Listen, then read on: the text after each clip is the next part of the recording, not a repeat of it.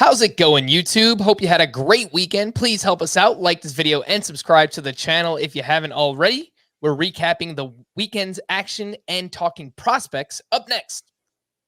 You wanted prospects? Well, we got them this weekend. Welcome into Fantasy Baseball today on Monday, June 20th. Frank Stampfl joined by Scott White. Hope you had a great weekend. Here's what we have for you today on the show. A bunch of waiver wire talk, starter sit, Worryometer for 3 starting pitchers in particular. And of course, we will get to those prospects. Happy Father's Day to you, Scotty, and to the rest of the great dads out there. How was bowling with the kiddos on Friday? It was good. It was good. They did better than I thought they'd do. I did worse than I thought I'd do. I missed my coach, Joe Polito, who was with me the last 2 times I bowled. He's not actually a bowling coach. He's somebody who works for CBS, but he has coached me how to do the curve roll, Got you. Where, you come up right, the ball is approaching the gutter and you think it's going to go in, but no, it hangs a left and ideally strikes the pins close to the center, but wasn't getting it quite right. Until the very end, until, like the 9th frame of the second game. And my kids were very disappointed at how poorly I was bowling because they're used to me winning everything. And frankly, I was disappointed too. So I'm sure if Joe was there, he would have told me what I was doing wrong, and it would have taken me less time than 19 frames to figure it out. But hopefully I will know better for next time and not embarrass myself in front of my children again. Look, especially if you don't bowl that often, Scott, if you're just trying to pick it back up after years of not playing and you're trying to curve the ball and do all this crazy stuff, it's definitely going to It's so fulfilling though. Like the second game, I didn't want to, I scored like 46 points the first game. That's how bad it was. Oh, but I was committed to getting it right, so I was willing to take my lumps because I knew we were going to play a second game. But at some point I was just like, I can't embarrass myself. So I just was bowling straight up, just straight lines basically. And doing better. But it's just not as satisfying, Like it's just not the same. It's like one of those weird things, people make YouTube videos about like oddly satisfying things, like bowling in curves as opposed to straight lines is one of those oddly satisfying things that you don't know until you do it, how fulfilling it is. And I try to do it myself too, Scott, curve the ball. I don't think that I'm doing it correctly, but sometimes it works out okay. And I can, bowl like a mid 100s, which is like, okay, it's nothing great, but right. That's what I can get to. Yeah. At my best. If I had Joe watching.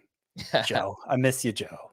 We miss you, Joe. Anyway, let's get into the prospects. We're going to delay, oh my goodness, a little bit because the prospects are really the biggest story of the weekend. And I saw some people talking in the YouTube chat beforehand. They feel like this could be a season-changing waiver wire weekend. And I don't really disagree based on some of these names that we're going to talk about. So let's start with the biggest one, I would say, the Detroit Tigers. Riley Greene made his debut on Saturday. He's 71% rostered. He went 2 for 3 with 2 walks, 2 runs scored in that game. And last year in the minor leagues, he was awesome. 24 home runs, 16 steals, 301 batting average, a 921 OPS. But he was not the only outfield eligible prospect to get called up or recalled. Alex Kirilloff was the other one. He had 2 hits in 2 games this weekend, 53% rostered. Scott, talk to me about Riley Greene, Kirilloff, and after that, we'll get to ranking some of these outfielders. Okay, so those 2, we're not going to talk about the other 2 big call-ups, or we'll get to them. Okay, all right. Riley Greene and Kirilloff, yes. So, I would imagine. Well, I could say for a fact Greene is less available than Kirilloff. However, if you've been following my prospect reports, I've been telling you to stash both of them for a couple weeks. We're going to be starting with a fresh slate in this week's prospects report, basically, because 3 of my 5 on the verge got called up, and CJ Abrams, who is one of the next who I would have put in for them, Anyway. Yeah, so Riley Greene, he's walked 4 times already, I believe. Showing good plate discipline right away. I like to see that. He is just from a straight up, this is what all the prospect rankings say. He's the highest ranked of all these prospects. Pretty much a consensus top 5 guy coming into the season. You may remember he was going to make the opening day roster. It had already been reported, and then he broke his foot. I wasn't necessarily on board with this because his strikeout rate was higher at AAA, but most publications had him as a better prospect even than Spencer Torkelson, who was the number 1 pick in the draft 2 years ago. So really, really good prospect, Riley Greene. Stands out most for the hit tool, but has power, has a little bit of speed, hopefully. And as we're seeing, he can get on base. Hopefully that continues. So I think he's the higher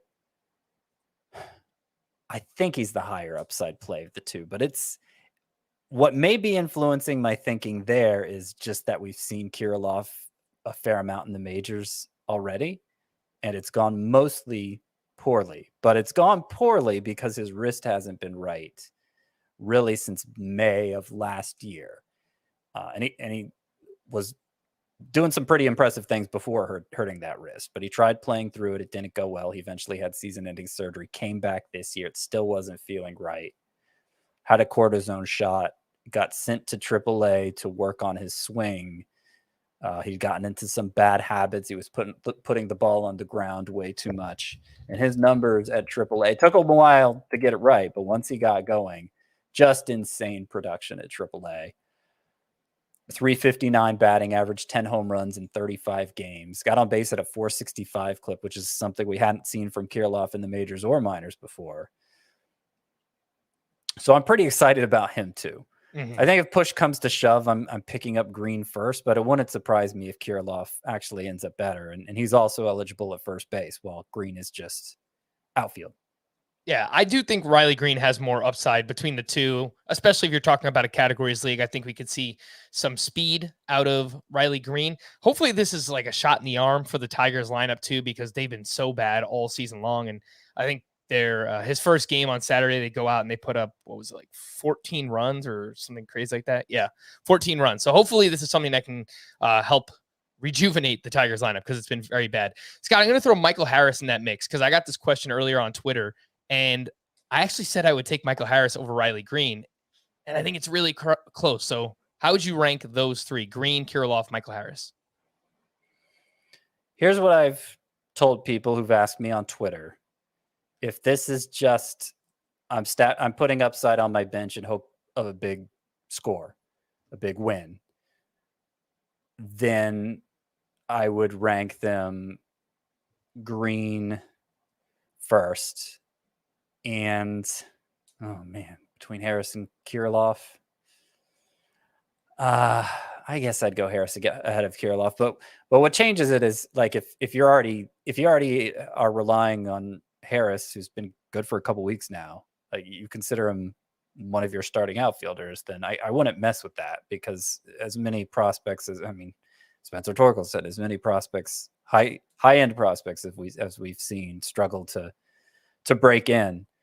I don't know that you need to mess with a good thing. So it's kind of a how deep is your league thing. I imagine, though, if you can give half a thought to dropping Harris, it's probably a pretty shallow league, in which case I'd go for Greene.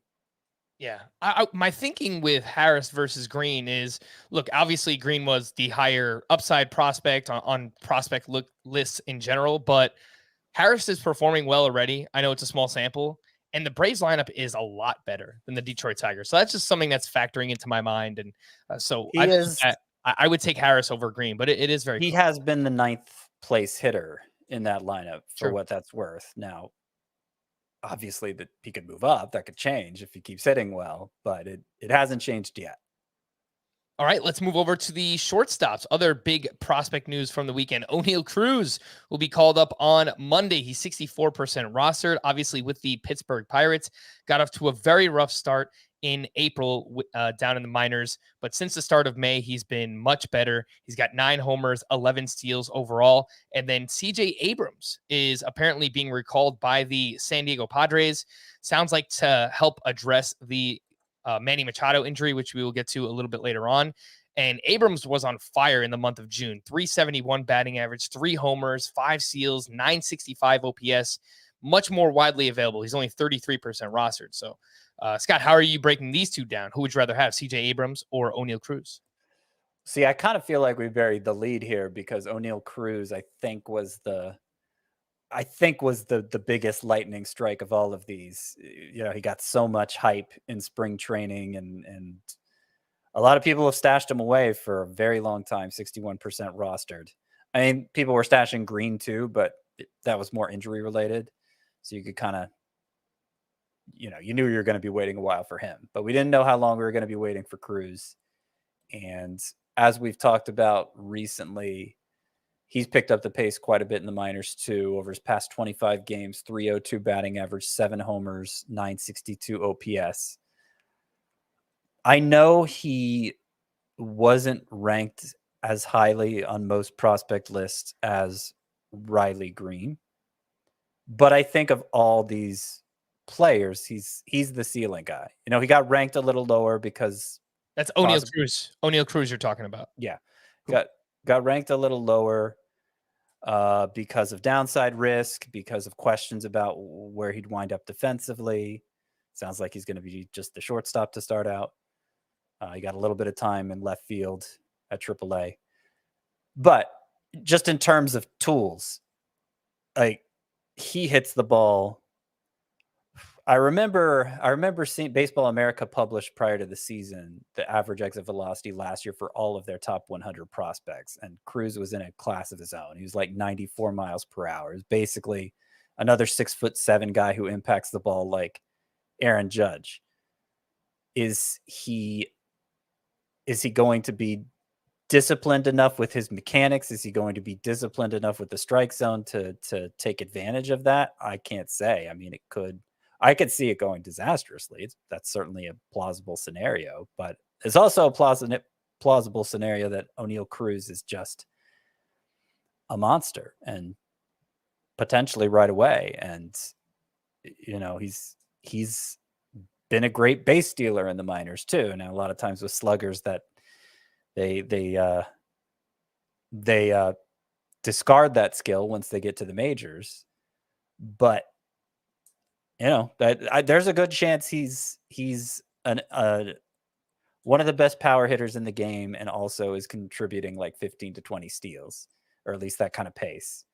I'm skeptical it'll be in it as a rookie this year, but it could happen. So I think he's the one guy, regardless of your circumstances. Cruz, you have to take a flyer on him. Mm-hmm. Last year, he had 5 batted ball events. He got called up late in the season. I think it was the final 3 games for the Pirates.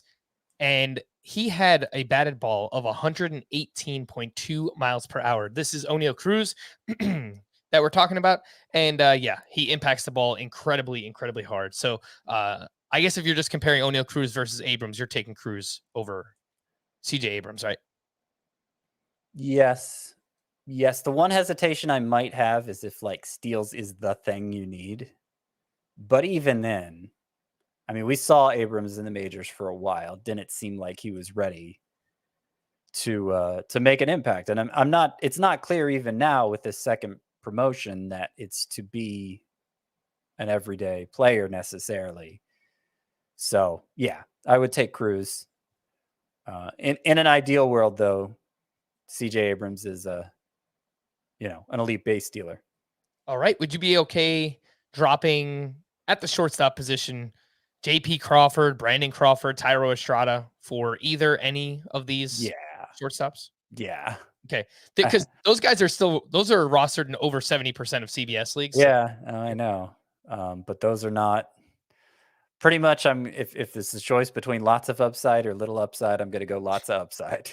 Sure. All right. So Oneil Cruz and CJ Abrams, 2 other big names this weekend. Shortstops, of course. Abrams got picked up in a few of my deeper leagues so far. We had some fab run on Sunday night, and he went for $28 out of $1,000 fab budget in one 15-team league. So, around 3%, and then $23 out of $1,000 budget in another league. That actually was to me. So yay, I got CJ Abrams. I hope he's awesome. Yeah, I already, so I'm in 3 15-team roto leagues. I already had him. I've kept him stashed in 2 of them.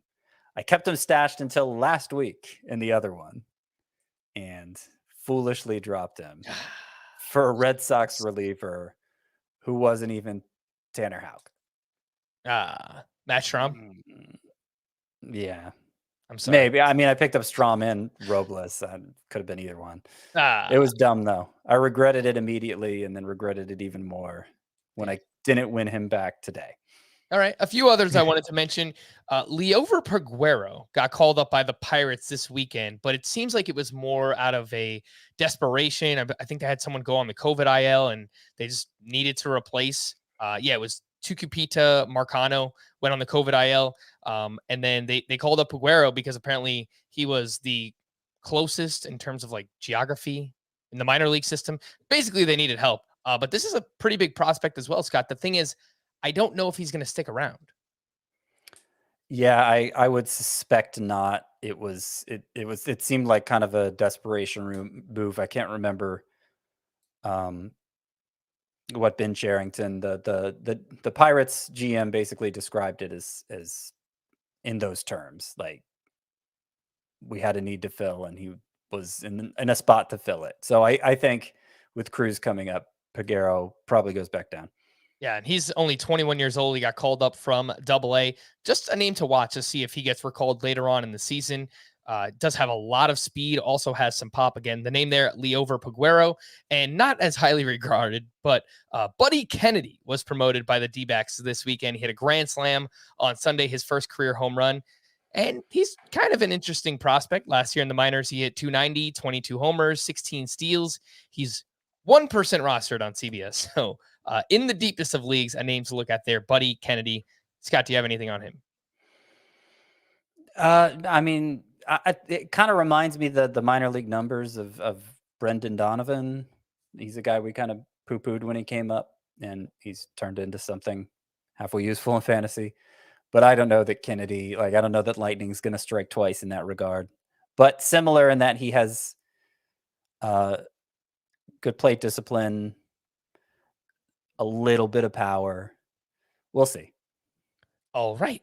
Well, let's get into, oh my goodness gracious, players from the weekend. Oh my goodness gracious. All right, Scott. Who do you got? I'm going to go with Mackenzie Gore.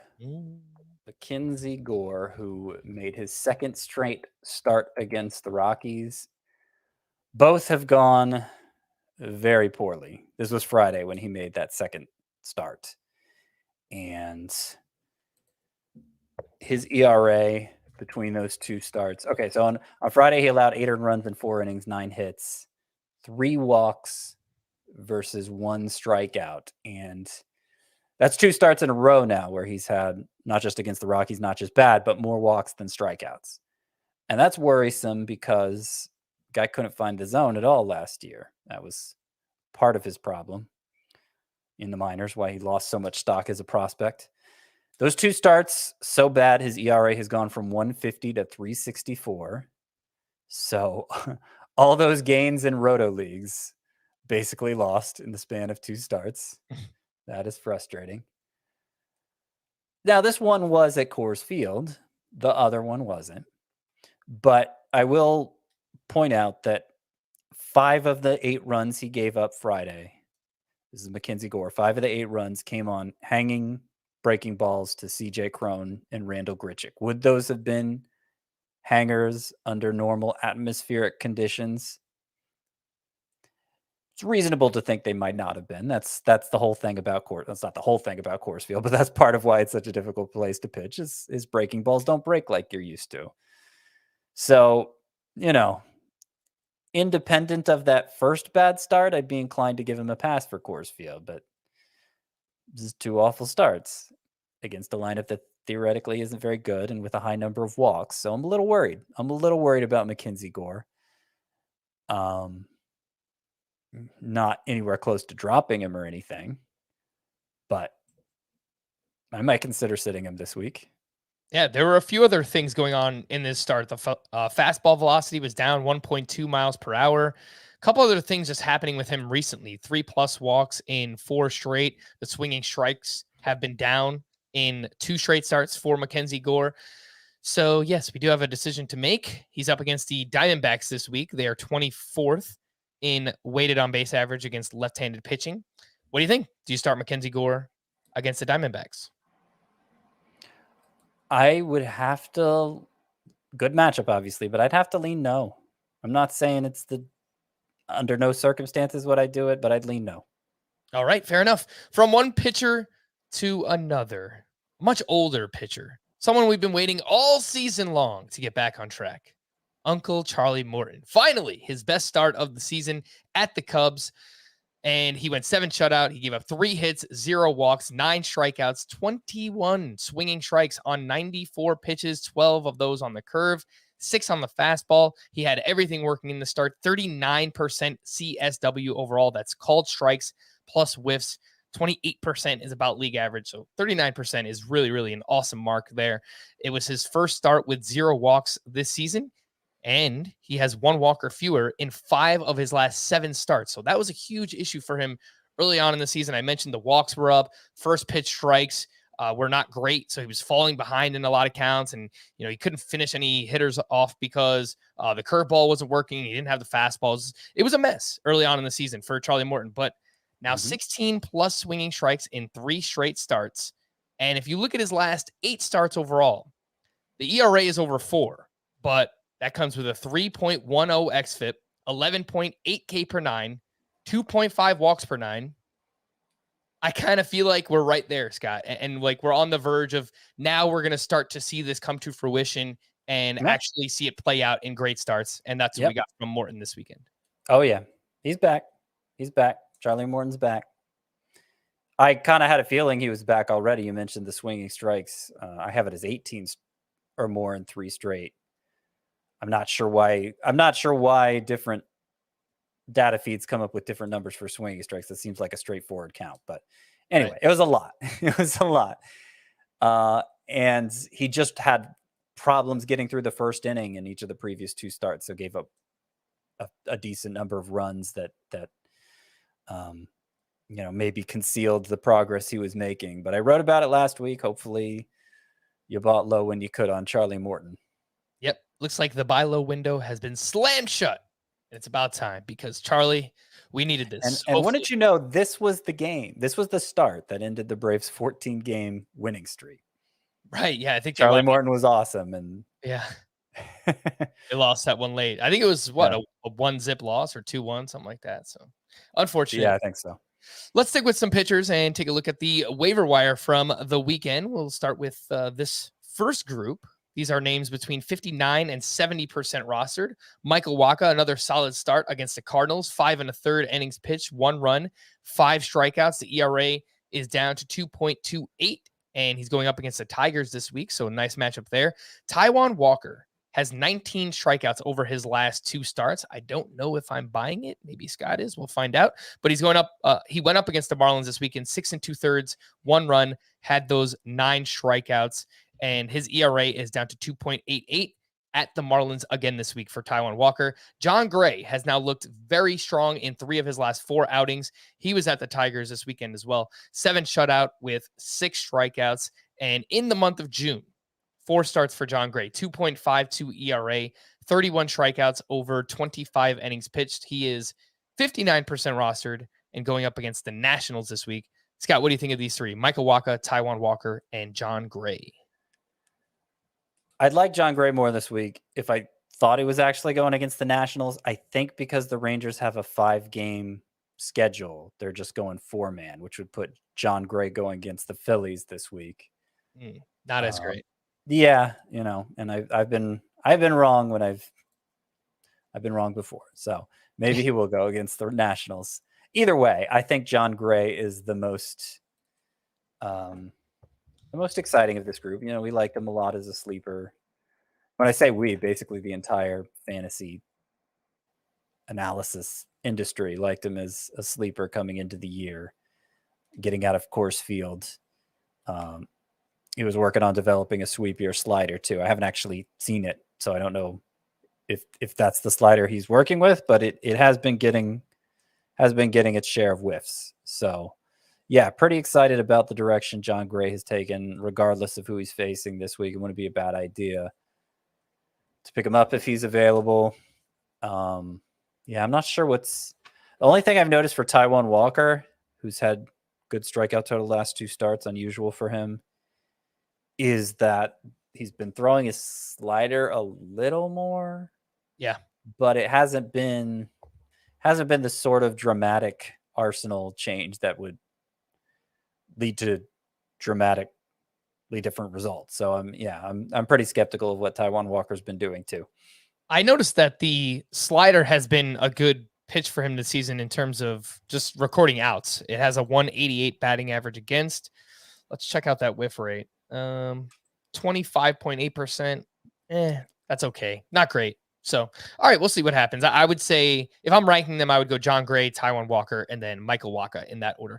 Scott, would you be okay dropping Graham Ashcraft for any or all of these? He's now given up 10 earned runs on 19 hits over his last 2 starts. I'm okay dropping Ashcraft just in a general sense, but I think of these 3, the only one I drop him for is John Gray. Okay, fair enough. Waiver wire pitchers, part 2. I don't really think any of these pitchers are good, but they do have strong matchups this upcoming week. Keegan Thompson had his best start up against the Braves, 6 shutout with 9 strikeouts. Brad Keller. That was the one opposite Morton. Yes. Keegan Thompson. Yes, indeed. Did the Braves in. Brad Keller was at the Oakland A's this weekend, 7 shutout innings with 6 strikeouts. Cole Irvin was on the other side of that start, 6 1/3, 1-run ball, 6 strikeouts there. Johnny Cueto has now allowed 3 earned runs or fewer in 5 of his 6 starts. He went into Houston through 7 shutout innings with 5 strikeouts. Pretty impressive there. And then Dylan Bundy. I know it's Dylan Bundy. It was an 8-inning, 1-run performance. So I'll just throw it on the rundown. Then we could just laugh about it a little bit later on. But he was at the Diamondbacks, 8 innings of 1-run balls, 7 strikeouts. All 5 of these names, Scott, have good matchups this week. Are you interested in any? Not really. No. I don't blame Dylan Bundy has a 5.17 ERA. Cueto's been impressive, but it's a 4.07 xFIP, so it's going to get the rug pulled out from under him soon enough. Keegan Thompson, I did kind of like him until I started him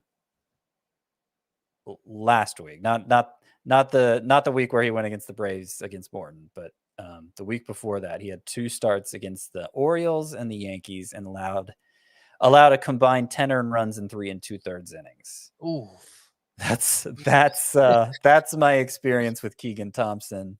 Not so much what he just did to the Braves. And I pointed out before, the Braves give pitchers a lot of swinging strikes. So I choose not to be swayed by this performance by Keegan Thompson for a couple reasons. fair enough. Yes, the Atlanta Braves have the 3rd highest strikeout rate against right-handed pitching this season. So that would explain Keegan Thompson getting a lot of swinging strikes in this one. It was by far his best swinging strike effort of the season. Even the other starts that were good, it wasn't so much because he was missing bats. All right. And he is at the Pirates this week. So pretty good matchup there for Keegan Thompson. Cueto is the other one where, if you really need a streamer, he's going up against the Orioles this week. They're not great against right-handed pitching. And, Cueto's been okay. So those are the 2 I would probably look at streaming. Waiver wire pitchers, part 3. These are for deeper leagues. Is there anything here? The Godfather. He's back. He's pulling you back in. Mitch Keller has now allowed 2 earned runs or fewer in 4 straight starts. On Sunday, 6 innings of 2-run ball against the Giants, where he had 4 strikeouts. And over his last 4 starts, a 2.44 ERA. Swinging strikes are way down. He's gone with this new sinker, and he's leaned all the way into it. Lots of ground balls, though, for Mitch Keller. He's widely available. Daniel Lynch is the other one. He had a career-high 10 strikeouts at the Oakland A's this weekend with 23 swinging strikes. Scott, anything here in deeper leagues? Mitch Keller, Daniel Lynch. I think Mitch Keller could be respectable, but I don't think he'll be anything more. And for the Pirates, I'm just not sure. I'm just not sure respectable is going to be good enough to generate real fantasy interest. And it's a maybe anyway. So, meh. Daniel Lynch, I think, has more potential. His swinging strike rate is 12.9. which absent context probably doesn't mean anything to you, but that's a really good swinging strike rate. He gives up a ton of fly balls, so he's been vulnerable to the home run, but plays his home park's a big park. I could see how that, I could see how Daniel Lynch could overcome that, and he was pretty high end prospect himself. So, not saying you need to rush out and add him, but I think there are definite skills there for Lynch that maybe this is the start of them coming to fruition. All right. Before we hit the break, just a reminder to join our Fantasy Baseball Today Facebook group if you haven't already. That's facebook.com/groups/fantasy baseball today. Fun community, listeners, people who watch us on YouTube asking questions every single day. It's very lively and it's cool. It's a lot of feedback and people interacting, and you could ask waiver questions, trades, dynasty, keeper, whatever you've got going on. You could hop in the Facebook group and post your question or comment, and you can interact with everybody else. And we are going to take a break, and we'll be back right after this. The news and notes. The big injury from the weekend, actually, I guess two of them, but Mookie Betts was placed on the IL with a fractured right rib. Dave Roberts said he expects Betts to return in about 2 weeks, which sounds optimistic to me. Yeah, well, it was weird because he was going to be in the lineup the next day because the x-rays were negative, and then he was scratched, and I don't know. I guess it's a very small fracture. If the x-rays didn't pick it up at first, I don't know. Yeah, well, the good news is if you lost Mookie Betts, there are some outfielders available. Michael Harris and Alex Kirilloff and Riley Greene, so go out and get one of those guys. Manny Machado was diagnosed with a left ankle sprain after he exited in the first inning of Sunday's game against the Rockies, and x-rays came back negative, but it seems like he is going to miss some time. I don't know how much that will be, but it was scary enough for them to A, take x-rays, and B, call up CJ Abrams. So if you need a third base replacement, a couple of names I'm looking at, Scott: Brendan and Donovan, John Birdie, Ezekiel Duran. I don't know why I just said it like that. That was weird. And Santiago Espinal. What do you think about those four? I think it's not great. It's not a position where you want to lose a player. Especially Manny Machado. Geez. Yeah. So I would say, seeing if I could find your list in the notes here. It's not in the notes, apparently. Could you go over the names one more time? It is in the notes, Scott. I couldn't find it. Brendan Donovan, John Birdie, Ezekiel Duran, and Santiago Espinal. Okay. So I think in a categories league, Ezekiel Duran is who I'd go for first. I think in a points league, because the walk to strikeout ratio is so good, Brendan Donovan is who I'd go for first. I think, though, if you're looking for, like, if steals is, you need a ton of steals, John Birdie, you might look into him because he stole 3 more bases on Saturday alone. That brings him to 16 stolen bases since May 27th. So he is running wild. And the Marlins have the most favorable hitter matchups next week. So he should be on base plenty then, too. Yeah, agree 100%. If you need speed, 16 steals over his last 20 games, as you mentioned. He has 18 total, which is tied for the league lead. This is John Birdie, 36% rostered. He's got 4 different position eligibilities on CBS: second base, third base, shortstop, outfield. So if you play in any roto league where it's deeper format, 5 outfielders, a middle, a corner, definitely want to make sure John Birdie is rostered in that league. Liam Hendriks is set to begin a throwing program on Monday and is targeting July 1st for his return from the IL. Aaron Ashby has been cleared to make his next start on Tuesday against the Cardinals, and it looks like he's in line for 2 starts, one against the Cardinals, one against the Blue Jays. Scott, would you fire Aaron Ashby up for those matchups? Yeah, I think so. I originally had, because remember I took him out Thursday night when we recorded with the news of this injury. I originally had him in the must-start section of the 2-start pitcher rankings. I have him a tier lower than that. So, you have to exercise some caution. But so do the Brewers, and they're letting him make the start. So I think he'll probably be okay and make the 2 starts, and I'd still want to use him in most cases. All right. Chris Sale will begin a rehab assignment in the Florida Complex League on Monday. Brandon Woodruff struck out 7 of the 8 batters he retired in a rehab start on Saturday. He's expected to make one more rehab start before rejoining the Brewers rotation. Tim Anderson is expected to return Monday against the Blue Jays, so get him back in your lineups. Wander Franco could rejoin the Rays next weekend against the Pirates. Chris Bryant is hopeful that he'll be able to return next weekend as well. Nick Lodolo struck out 6 across 2 innings in his rehab start on Saturday. He's expected to make at least one more rehab start, and he wasn't named, Scott, that I was looking to add in my deeper 15-team roto leagues just to kind of beat everyone else to the punch, not waiting until Lodolo actually rejoins the team, but pick him up and stash him for now. Yeah, that makes sense. I didn't see him out there in any of mine, but that makes sense. Colton Wong suffered a setback in his recovery and won't be activated for the Brewers' upcoming homestand. He's on the IL with a calf injury. Jesus Luzardo started a throwing program this weekend. He's on the IL with that forearm injury. Eloy Jimenez will have a chance to resume his rehab assignment at AAA on Tuesday. He had his recent rehab paused due to normal leg soreness, and he's been on the IL for a while now with that hamstring injury. So it's been a mess. As someone who advocates for drafting Eloy Jimenez every year, it hasn't been great. Nathan Eovaldi is progressing slower than expected and is unlikely to return from the IL when first eligible. He's out with lower back inflammation. Nate Pearson was removed from Sunday's rehab start at AAA due to right shoulder discomfort. Another one just cannot get healthy, cannot stay healthy, hasn't been a contributor in the majors yet. It's rough for Nate Pearson. Lorenzo Cain was designated for assignment by the Brewers on Saturday, and Justin Upton made his first start with the Mariners Friday and left the game after getting hit in the head with a pitch, which obviously is pretty scary, but he also started Saturday and Sunday, so I think Justin Upton is just fine. Other players who went to the IL this weekend: Tyler McGill with a strained right shoulder and will be shut down from throwing for 4 weeks before being reevaluated. And in leagues with no IL spots, Scott, I was thinking about dropping Tyler McGill this most recent fab period on Sunday.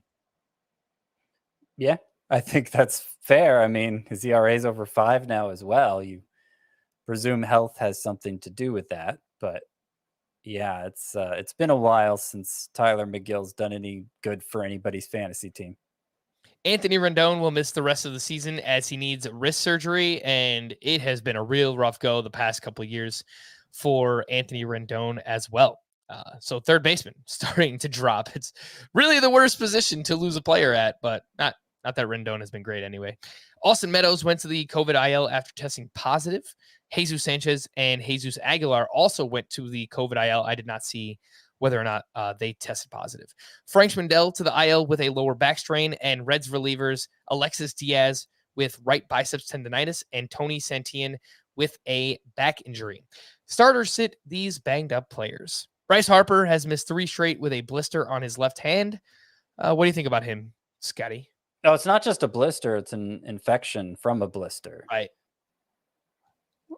So,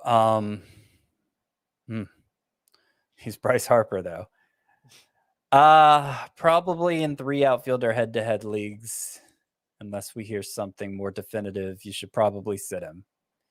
But roto leagues, 5 outfielder leagues, I think, you can afford to take more chances. Tyler Oneil was removed in the 9th inning of Sunday's game due to left hamstring tightness, and I haven't seen an update yet, but what do you think about Tyler Oneil? If there's any question, you can sit him. He had 2 good games over the weekend, but still hasn't been great overall. Yordan Alvarez was held out of the lineup Sunday due to a hand injury. Dusty Baker said that he could be back within a few days. So do you chance it and leave Alvarez in? A few days. And he was pulled Saturday, so he's only missed 1 day. Mm-hmm. A few is 3 or more, Frank. That's what I always tell my kids. Yeah, I don't know. I don't know. I think I would lean toward same logic as Harper. Head-to-head league, 3 outfielder league. Probably need to sit Alvarez, but otherwise you can start him. The Astros do have an off day on Monday, so Maybe that helps Alvarez. Colloquially, I do think people sometimes say a few and could mean just more than one, which could mean two. That's usually my assumption, but who knows? Jose Ramirez has missed 2 straight with thumb soreness. I mean, with all the third baseman dropping, I mean, I think you just leave him in. He's amazing, but it's kind of rough. Yeah, I'm going to have to make this decision in one of those shallow head-to-head leagues, and I'm leaning toward keeping him in because it's third base. And so what is my alternative? I think specifically in that league, it's Max Muncy, and that's not great. So Joe Musgrove went to the COVID IL on Friday. There is hope that he can make his next start Wednesday against the Cubs, but it's not confirmed. So would you take the chance? I mean, Musgrove has just been so good. I would not take the chance. All right. Ketel Marte has missed 3 straight with a grade 1 hamstring strain, and he is apparently expected back sometime during this upcoming series with the Padres. I would sit him. Take Ketel Marte.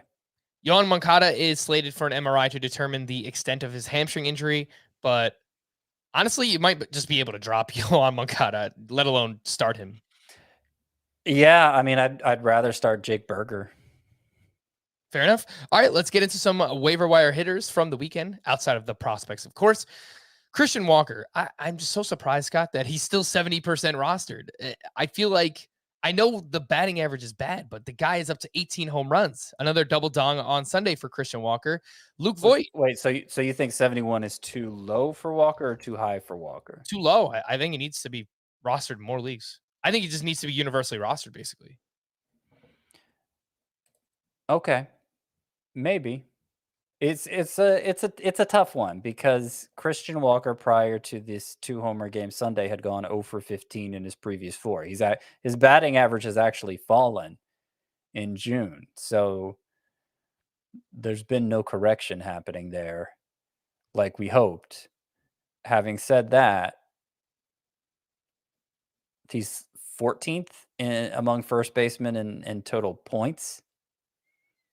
So he's relevant even in points leagues, which we tend to think is shallower or are shallower. So yeah, I mean, I don't know. 71 might be about right.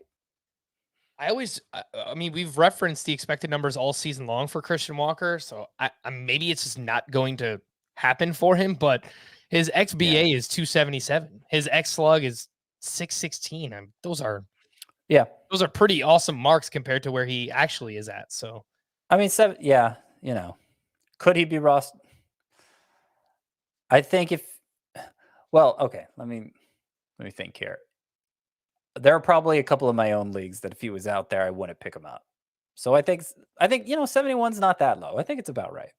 All right. Would you rather have him or Luke Voigt, who hit another home run on Sunday, and he's having a strong June? 284 batting average, 6 homers, 947 OPS.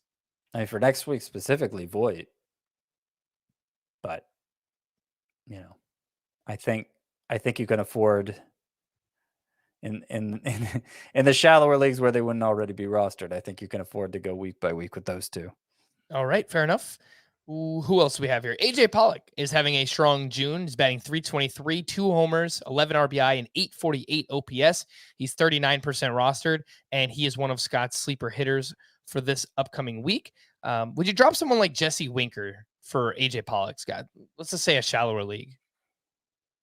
Yeah, I mean, in a shallower league, a 3 outfielder league, I don't see why there's any reason to stick it out with Winker. You might as well. I'm not ruling out him getting hot at some point and becoming relevant to that format again, but he's not the sort of play where if you drop him, somebody else is going to come scoop him up, So I think playing the hot hand there, going with the better matchup for AJ Pollock, I think that makes sense. In deeper leagues, 5 outfielder leagues, Robbie Grossman had a big weekend, back-to-back games with a home run on Saturday and Sunday, and maybe starting to heat up. He did go 20-20 last year, 20 homers, 20 steals. He's 19% rostered. Scott has the Tigers as the 3rd best hitter matchups this week. And then Jack Sawinski, which I actually debated making my oh my goodness gracious player 3 homers on Sunday, a triple dong. He's now up to 11 home runs, and his barrel rate is pretty impressive so far this season. So, overall, he doesn't hit the ball consistently hard, but when he puts it in the air, it seems like, Jack Suwinski actually hits it pretty well. So, what do you think about these two, Scott, in 5 outfielder leagues, Robbie Grossman and Suwinski? Probably a little more interested in Suwinski. This weekend those were basically the first signs of life we've seen from Grossman all season. Right. I'm not especially interested in Suwinski, but his max exit velocity is high. When he gets a hold of one, he seems like he can do damage with it. It's just I don't think that's going to happen very consistently. Fair enough. All right, so we're going Suwinski over Robbie Grossman. We've already talked about John Birdie, and just let's watch and see what happens. We've said this before, but Jarren Duran he did lead off 4 games in a row prior to Sunday when he got the day off, but he's only 19% rostered, and I still think he's a very interesting player. So in deeper leagues, let's see what happens with Jarren Duran. The Worryometer for these starting pitchers. We already talked about Mackenzie Gore earlier. Pablo Lopez, another subpar outing at the Mets on Friday where he gave up 7 runs. 6 of those were earned. He also had 18 swinging strikes on 84 pitches. So kind of a mixed bag here, but the last 6 starts, Scott, not great for Pablo Lopez. 5.23 ERA, 1.41 whip. He's home against the Rockies this week, so I think that's an okay matchup. But what do you think? Worryometer on Pablo Lopez? It's still low. It's probably like 2. He's been missing a lot of bats still. Even with the rough stretches, ERA is only 2.85. My concerns for Lopez are mainly durability, but I don't think he's showing signs of being unhealthy. So I think he's fine. All right, so you're fine starting him this week against the Rockies. Yep. All right, Lucas Giolito is really struggling right now. It was a tough matchup at the Astros on Friday where he gave up 8 runs over 5 innings pitched his last 4 starts. He's got an 8.71 ERA, 1.89 whip, 7 homers allowed during that span, and over 4 walks per 9. It is a small sample size, but this is something we talk about with like Hunter Greene and Josiah Gray, where if you are allowing fly balls and allowing home runs and walking a lot of people, that is just a recipe for disaster. So, Scott, what do you think about Lucas Giolito, the Worryometer on him? I think it's a little higher than Lopez. I'll go 4 with Giolito. I mean, we really haven't seen him have a great start all year. His best, he had one where he gave up 1 earned run in 7 innings, but it struck out only 5. He had one where he gave up 1 earned run in 6 innings, but walked 4. So, not really like a signature. Okay, this is the borderline ace I drafted kind of start from Lucas Giolito. But the stuff looks fine. The overall strikeout rate, overall swinging strike rate, they're still high. The xFIP 357, that's actually lower than last year. So I see, even if the xFIP wasn't that good, I'd still probably view Lucas Giolito as a buy low at this point. I don't know that he's must start right now, but I think he will be soon enough. He's going up against the Blue Jays this week, who are 6th in WOBA against right-handed pitching. Would you pass on that matchup? Yeah, I'd lean toward benching Giolito this week. Fair enough. And we spoke about Mackenzie Gore earlier. Let's get into some starter sit for some fringier starting pitchers. Shane Paz bounces back after a rough start. He was at the Orioles, 6 shutout innings with 7 strikeouts this weekend. The problem, he's going up against the Yankees this week, who are 1st in weighted on base average against right-handed pitching. What do you think about that matchup? I could go either way with that. I'd be more likely to start Paz than Giolito. All right. Eric Lauer, over his last 5 starts, we've talked a lot about this. 5.81 ERA, 1.59 whip, just 18 strikeouts to 14 walks over 26 and a third innings pitched. Swinging strike rate way down, velocity way down. Starter sit against the Cardinals this weekend. They're very good against lefties. I'd sit Lauer, and I'm pretty close to calling Lauer a drop, to be honest. I don't think it's not unthinkable to drop him in shallower leagues. Yeah. The Zoom ball it's not really working anymore, unfortunately. Josiah Gray has allowed just 2 earned runs over his last 4 starts. And this weekend, he went 6 shutout with 4 strikeouts against the Phillies. And he is now up to 80% rostered. And he's at the Rangers this week. I believe one of your sleepers too, right, Scott? Yes. Josiah Gray. Yes. Yes, he is. Yes, he's actually allowed. Oh, you already said it. Combined 2 earned runs in his last 4 starts. Mhm. Yeah. So it wasn't so much the case over in his weekend start, but slider usage way up, and he gets more missed bats with that, and it seems like it's helped him to keep the ball in the park more.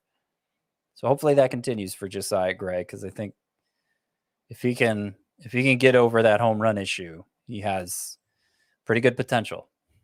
Blake Snell had another rough outing on Sunday. It was at Coors Field, 4 2/3, 5 runs allowed, 4 of those earned, 4 more walks, 5 strikeouts. He's up against the Phillies this week, who are 5th in WOBA against lefties. What do you think, Scott? Start or sit? I would sit him, and I don't think it's unthinkable to drop Blake Snell either. Like, Would you go? Would you do it for like a John Gray, or would it have to be someone better than that? That's right about the line. Right about the line, I think. Where do you have Blake Snell ranked? That's a good question. Let's see. I have Snell SP 56, and you have him 65th. So, yeah, I have Josiah Gray 77th. I have John Gray 81st. I mean, that's not far off. Yeah, and I could probably stand to move both the Grays up a little after this weekend. yeah, So, and probably move Snell down a little bit further too. I think that's right about the line. Yeah, I've been off Blake Snell. I mean, the past couple of years, I just don't really want anything to do with him. He's very inefficient. He walks too many. It's rough. Andrew Heaney made his return to the mound on Sunday against the Cleveland Guardians. He went 5 innings, 2 runs, 7 strikeouts. He is 79% rostered. Could be out there in some shallower leagues. The problem is he's at the Braves this week, Scott, and they crush lefties. I do think Heaney's good, though. It was weird in this start. The first 2 starts, he had broken out that sweeper, the slider that sweeps more, and had a lot of success with it. He was going basically 50-50 with the fastball. In this first start back, Heaney went 75 fastball, 25 slider. And the fastball was classified as a sinker by Statcast. So I don't know. I don't know if he actually was throwing a sinker all of a sudden as his primary fastball. It was harder than the fastball he was throwing earlier in the season. It was up in velocity. So that kind of leads me to believe it was a different pitch. And I don't know. I haven't heard anything about what went into that for Heaney, if the Dodgers have been working on that with him behind the scenes. But I trust the Dodgers, if it is something that they didn't implement with him, that it's probably for the better. But I was pretty excited about Heaney to begin with. Against the Braves, I wouldn't say he's an automatic sit. Yeah, I don't know, man. The Braves are obviously hot and crushing lefties right now. I mean, if they can't make contact off him, I'm less beholden to matchups than you are, I think, in general. All right. So it depends on your options, but I wouldn't be afraid to start Andrew Heaney. I just threw my pen while I was talking and it scared me. Michael Kopech made his return to the mound on Sunday. He left his previous start with a knee injury. He allowed 4 runs over 5 innings pitched at the Astros, and his velocity was down like 1.5 miles per hour. He does go up against the Orioles this week, so it's a good matchup, but I don't know. Yeah. It's kind of iffy right now, Scotty. I'd steer clear of Kopech. I'm not convinced he's right with the knee injury and everything, the velocity being down. Need to see signs of a turnaround. All right, fair enough. Let's get to some leftovers, a few pitching standouts. Part 1, Aaron Nola has now gone 7+ innings in 3 straight. He was at the Nationals this weekend, 8 shutout with 8 strikeouts there. The ERA is down to 3.11. Julio Urias looks to be back on track, turned in another quality start against the Cleveland Guardians. 6 innings, 1 unearned run with 6 strikeouts. Over his last 6 starts, he's got a 2.10 ERA and a 13% swinging strike rate. So that sounds pretty good for Julio Urias. Carlos Rodon, back-to-back scoreless starts after a little rough patch. He was at the Pirates, 8 shutout innings with 8 strikeouts there. However, fastball velocity was down 1.4 miles per hour. Scott, what do you think about these 3? Nola, Julio Urias, Carlos Rodon. I got no complaints about any of them. Glad to see Rodon get back on track. Urias start to get back on track. Nola has been pitching like an ace again. His swinging strike rate has actually been pretty ordinary this year, but it's kind of been inconsistent from start to start. Some games he misses a lot of bats, some games he doesn't. I don't think it's anything to worry about. Pitching standouts part 2. Robbie Ray with his best start of the season on Friday against the Angels. 7 innings of 1-run ball with 10 strikeouts. He had 17 swinging strikes on 102 pitches. Jamison Tyone gets back on track after 2 subpar outings at the Blue Jays. 5 2/3 shutout with 8 strikeouts. And then Patrick Sandoval has put together 2 quality starts in a row. He was at the Mariners this weekend. 6 innings, 1 run, 5 strikeouts there. Anything on these 3? Robbie Ray, Tyone, Sandoval. Still don't really have faith in Tyone. And his previous 2 starts have been pretty bad. Robbie Ray, we've noticed recently he started throwing a sinker instead of the 4-seamer. It's kind of like what may be happening with Andrew Heaney. And I think of that as a step in the wrong direction. Sinkers generally aren't big bat missers. They're geared for contact. But Robbie Ray says he did it because it's helping. He did it to keep his walks down because A, could get contact earlier in the count with it, so it doesn't even get to a full count. I don't know if maybe he just controls it better than the 4-seamer too. He had 17 swinging strikes and 10 strikeouts in this one, so it didn't seem to hamper his strikeout ability, throwing it as much as he did. So hopefully it is a step in the right direction for Robbie Ray, even if it is a little counterintuitive. And then for Sandoval, yeah, I mean, the changeups, he finally started throwing his changeup a little more in his last start, got a bunch of whiffs with it like he always does, and then back to only 20% in this start. So it seems like Sandoval is trying to pitch with one hand behind his back, which I guess you could do actually. He's trying to pitch with his eyes closed or something. He's limiting his own potential by not throwing the changeup more. Yeah, I don't really get that one either with Patrick Sandoval, but alas, the results have they've been good. They've been okay. I mean, the whip is still high, 1.32 for Patrick Sandoval. Starting pitcher standouts part 3 from the weekend. Sandy Alcantara at the Mets, 8 innings. It's just crazy how consistently this guy goes deep into his starts. 8 innings of 2-run ball with 8 strikeouts. Ian Anderson got back on track at the Cubs, 6 2/3 shutout with 6 strikeouts. And then Nick Pivetta just continues this impressive run that he's on. He was up against the Cardinals, 7 innings of 1-run ball with 10 strikeouts. Over his last 9 starts, Nick Pivetta, 1.77 ERA, 61 strikeouts, 61 innings pitched. Not really sure how he's doing it, but he's doing it. Scott, what do you think? Sandy, Ian Anderson, Nick Pivetta. So Ian Anderson, I still feel like he should be better than he's been. Maybe this is the start of it. Probably not. Sandy Alcantara, to put a number on it, you said amazing how deep he pitches into games. He's gone more than 7 innings. Not 7 or more. He's gone more than 7 innings in 6 of his last 7 starts. Ooh. That is a throwback for sure. I don't know if it's going to come back to bite him down the line health-wise, but it's enjoyable right now. And then the other one, Nick Pivetta. His last 9 starts, the 1.77 ERA, less than a base runner an inning, just looking great but without missing the kind of bats we want to see him miss. So that makes me skeptical of it. He does have a heightened fly ball rate during the stretch, 47.1%, which is pretty high and higher than usual from him. So, maybe he's leaning into that as a way of keeping hits down. Will it result in home runs more going forward? I would bet yes, but it hasn't. So far, it's been more of a help than a hurt to Pivetta, obviously. All right. I know we talked about him recently and we called him a sell high candidate. I still feel that way about Nick Pivetta.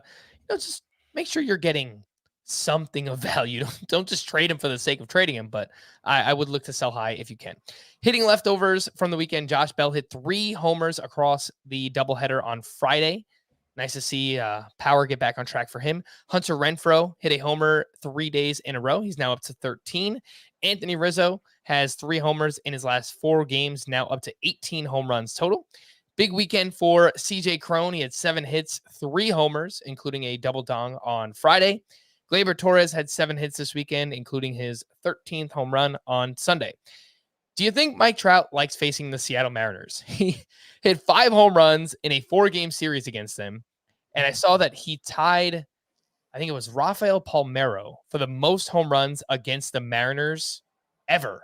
And he's done it in like 150 less plate appearances than Rafael Palmeiro. So Mike Trout loves hitting against the Mariners. Adolis Garcia, 5 more hits this weekend, including another home run and another steal. He's now batting .253. 13 homers, 11 steals for him. George Springer, a sock and a shoe on Sunday. That's now 13 homers. Sneakily, George Springer has 5 steals this season. Not bad. He's on pace for double digits. Dansby Swanson, he already has double-digit steals because he stole 2 more on Sunday. He's batting .294, 9 homers, 11 steals. Swanson has been amazing. The call to the bullpen, some bullpen updates. The Phillies, what's going on with them? Sir Anthony Dominguez pitched in the 8th inning with a 2-run lead on Friday. He was facing the heart of the Nationals lineup. Brad Hand pitched the 9th inning for his 2nd save. And then on Saturday, Brad Hand entered with a 1-run lead, gave up a hit, a walk, and a run. Tie game.